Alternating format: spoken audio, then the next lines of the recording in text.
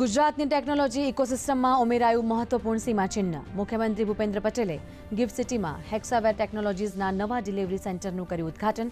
Artificial intelligence, cloud computing અને data analytics ક્ષેત્રે રોજગારીનું થશે સર્જન.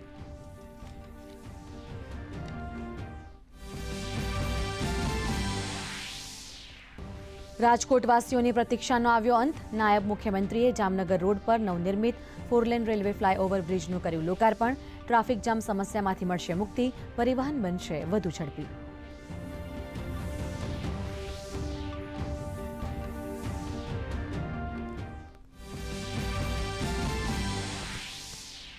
ભારતીય સેનાને મળ્યા 481 નવા યુવા અધિકારી. દહેરાદૂન ખાતે પાસિંગ આઉટ પરેડમાં યુવા કેડેટ્સે સૈનિક પરંપરાઓ અને ગૌરવશાળી વારસાનું કર્યું પ્રદર્શન.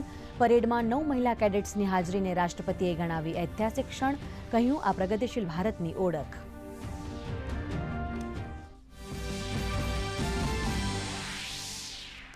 પ્રધાનમંત્રી નરેન્દ્ર મોદી ફ્રાન્સ અને સ્લોવાકિયાના પ્રવાસે જવા રવાના. પ્રસ્થાન પૂર્વે વક્તવ્યમાં કહ્યું, આ ઐતિહાસિક યાત્રા દ્વિપક્ષીય સંબંધોને આપશે વેગ. G7 સમિટમાં ભારત ગ્લોબલ સાઉથની આકાંક્ષાઓને આપશે અવાજ.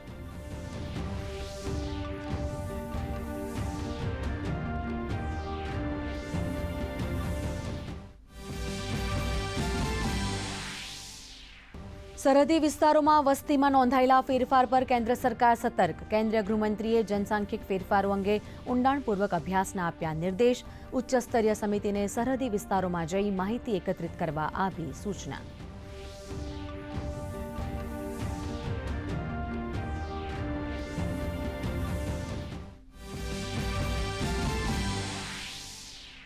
આસામના જોરહાટમાં ભારતીય વાયુસેનાનું AN-32 વિમાન દુર્ઘટનાગ્રસ્ત. વાયુસેનાના 5 જવાનો શહીદ. સંરક્ષણ મંત્રી અને IAFએ વ્યક્ત કર્યું દુઃખ. દુર્ઘટનાની તપાસ માટે કોડ ઓફ ઇન્ક્વાયરીના આદેશ.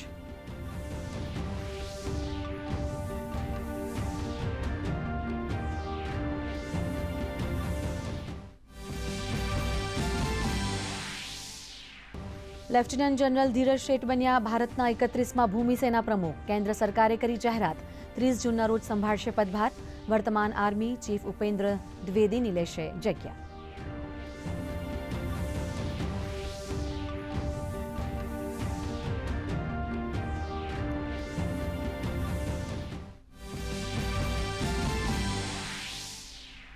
નર્મદાના રાજપીપળાની દીકરીની એશિયામાં ઊંચી ઉડાન. હોંગકોંગ એશિયન ચેમ્પિયનશિપમાં ટ્રેમ્પોલિન જિમ્નાસ્ટિકમાં ફલક વસાવાએ મેળવ્યું 5મું સ્થાન. સમગ્ર એશિયામાં વધાર્યું ભારત અને ગુજરાતનું ગૌરવ.